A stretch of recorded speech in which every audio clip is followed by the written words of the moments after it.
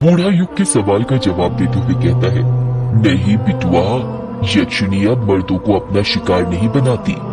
क्यों बाबा, क्या यक्षिणी यहाँ से चली गई है जो अब वो मर्दों को अपना शिकार नहीं बनाती है?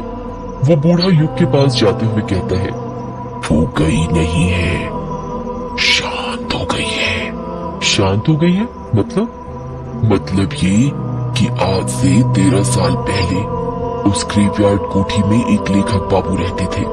उन लेखक बाबू को ही उस यक्षिणी ने अपना आखिरी शिकार बनाया था।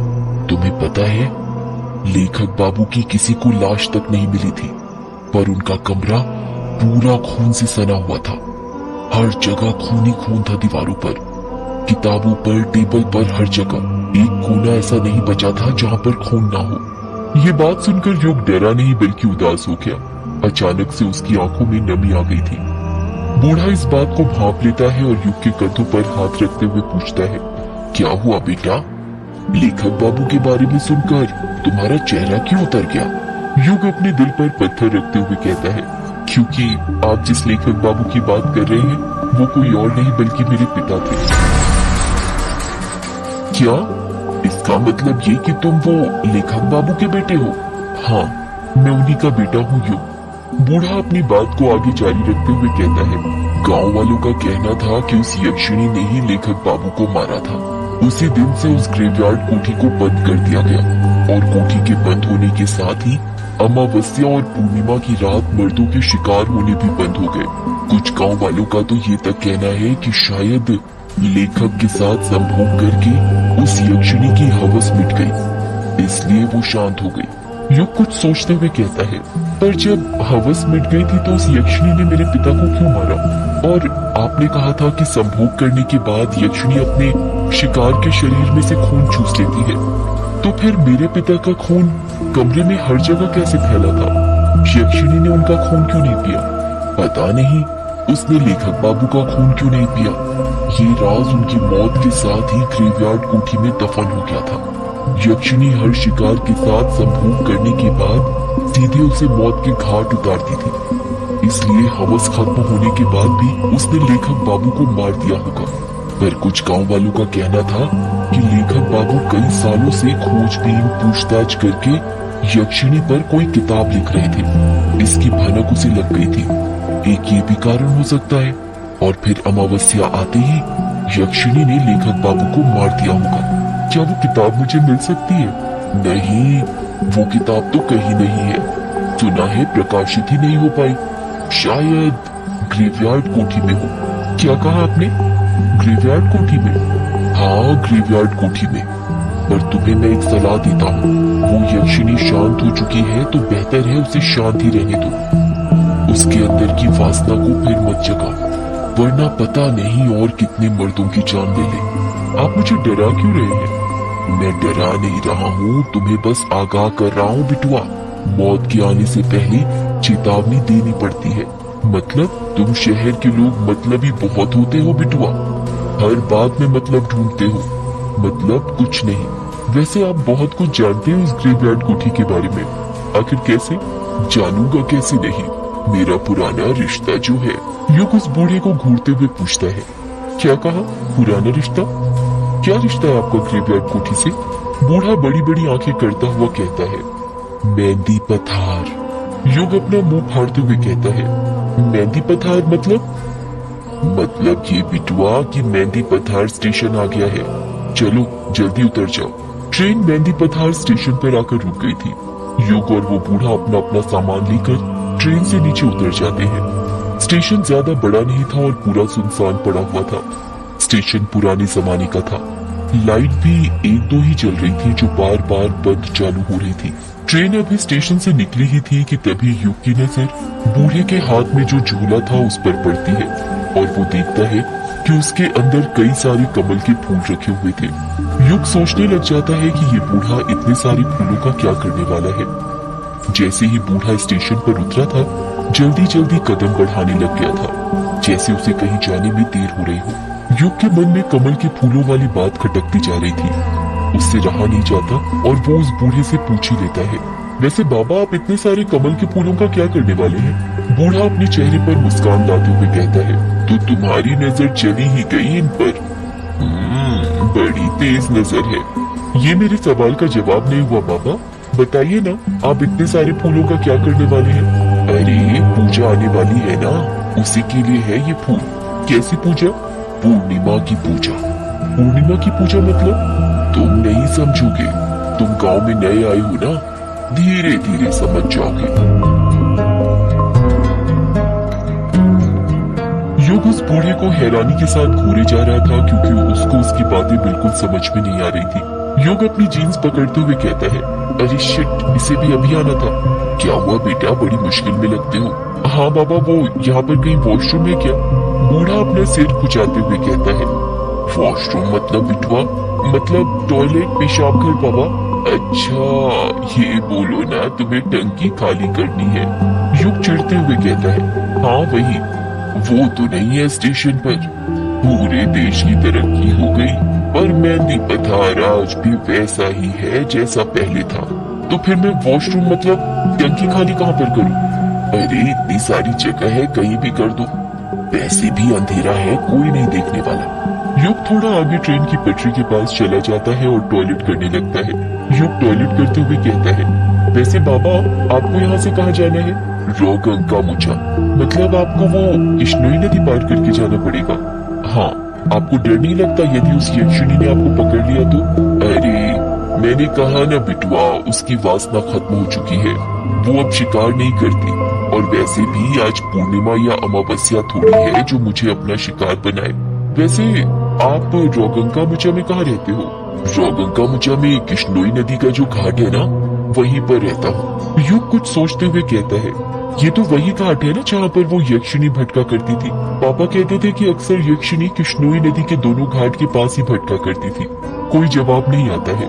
युग फिर पूछता है, बताइए ना बाबा, आप चुप क्यों हो गए?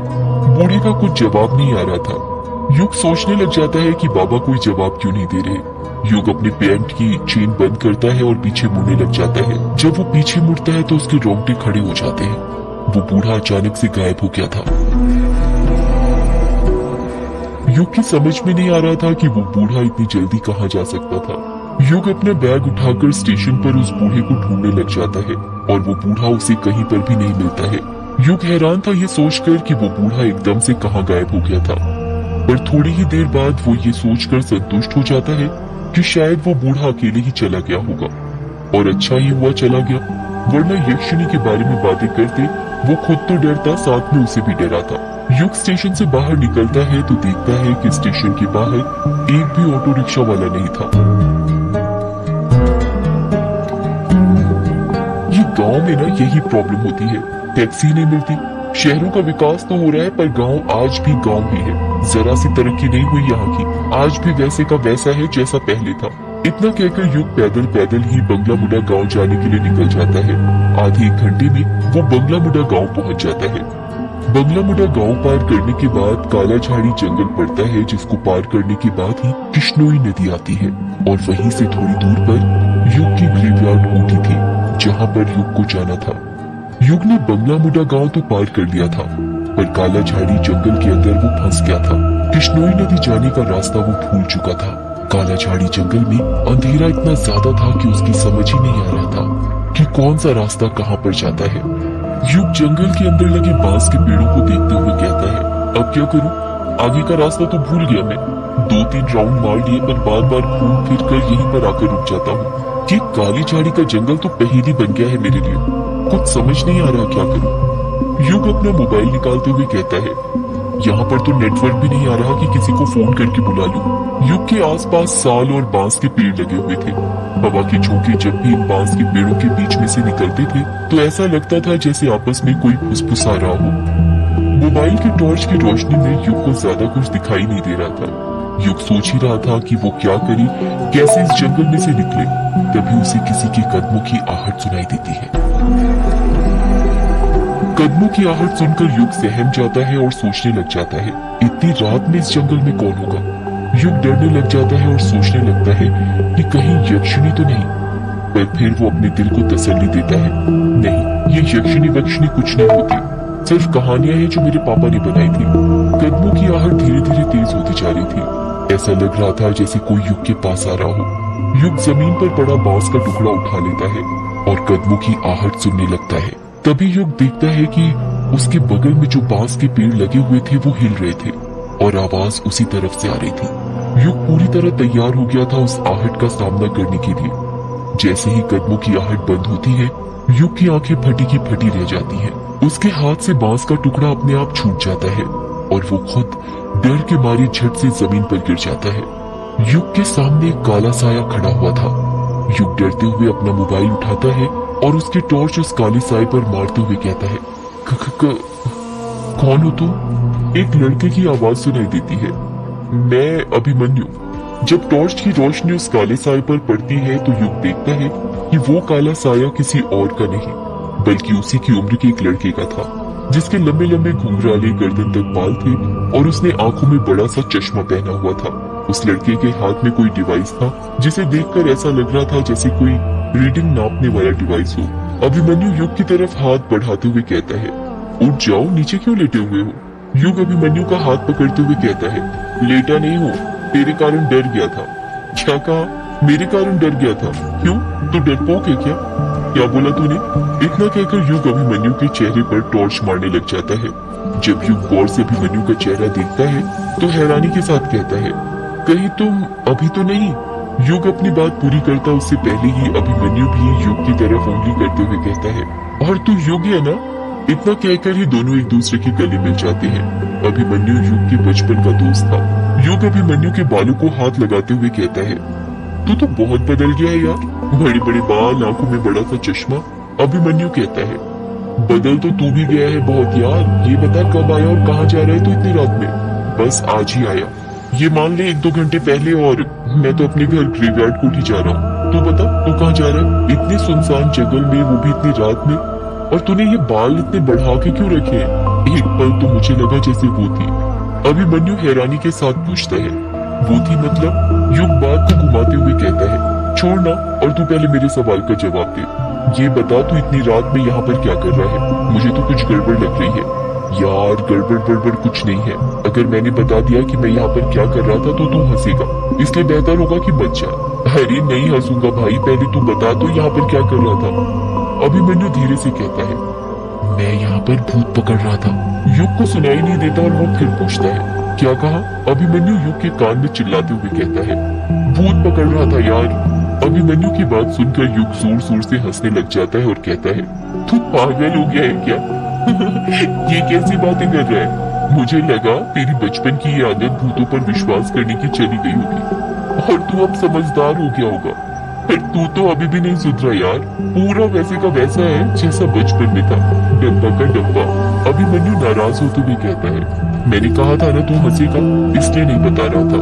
युग को गिल्टी फील होने लगती है और वो धीरे से कहता है, सॉरी यार, चल छोड़। ये बता, क्या करता है आजकल तू? मेरी गुवाहाटी में जॉब है, अभी छुट्टियां मनाने आया हूँ। गुवाहाटी में जॉब है, पर किस चीज की? अभी तो बताया। क्या बताया? भूत पकड़ने की। मैं एक सर्टिफाइड पैरानॉर्मल एक्टिविटी एक्सपर्ट हूँ। हम लोग भूत खोजने का काम करते हैं। अभिमन्यु की बात सुनकर युग अपनी हंसी रोक नहीं पा रहा था, वो हंसते जा रहा था। यार तू हंस क्या रहा है? हंस ले, जिनको कम नॉलेज होती है वो अक्सर अपने से ज्यादा नॉलेज वालों को पागल ही समझते हैं। शायद तुझे पता नहीं है, हमारे इंडिया में 10 सर्टिफाइड पैरानॉर्मल सोसाइटीज हैं जो भूत खोजने का काम करती है। मैं भी उसी सोसाइटी से सर्टिफाइड हूँ, समझा? युग हंसते हुए कहता है, फिर ये बता कि आज तक कोई भूत खोजा है या नहीं खोजा? अभी तक तो नहीं खोजा, पर जल्द खोज लूंगा। और वो कैसे? अभिमन्यु अपने हाथ का डिवाइस दिखाते हुए कहता है, इसकी मदद से। युग हैरानी के साथ पूछता है, ये क्या है? इसे इलेक्ट्रोमैग्नेटिक फील्ड मीटर कहते हैं। मतलब ये कि इस मीटर का इस्तेमाल एक टाइम के अंदर इलेक्ट्रोमैग्नेटिक फील्ड में होने वाले अंतर को जांचने के लिए किया जाता है। कहते हैं किसी जगह पर जब भूत प्रवेश करते हैं तो वहाँ की इलेक्ट्रोमैग्नेटिक फील्ड में बदलाव आता है। इस तरह भूतों का पता लगाया जाता है। इसमें एक अलग तरह का सेंसर भी लगा होता है जो बजता है और हमें बताता है कि हमारे आसपास कुछ अदृश्य शक्तियां हैं। युग कुछ बोलता उससे पहले ही वो इलेक्ट्रोमैग्नेटिक फील्ड मीटर बजने लग जाता है। युग हैरानी के साथ पूछता है, ये क्या हो रहा है? ये डिवाइस इतनी आवाज क्यों कर रहा है? अभिमन्यु अपने आसपास देखते हुए कहता है, ये संकेत है कि हमारे आसपास कुछ है। युग धीरे से कहता है, मतलब भूत? हाँ,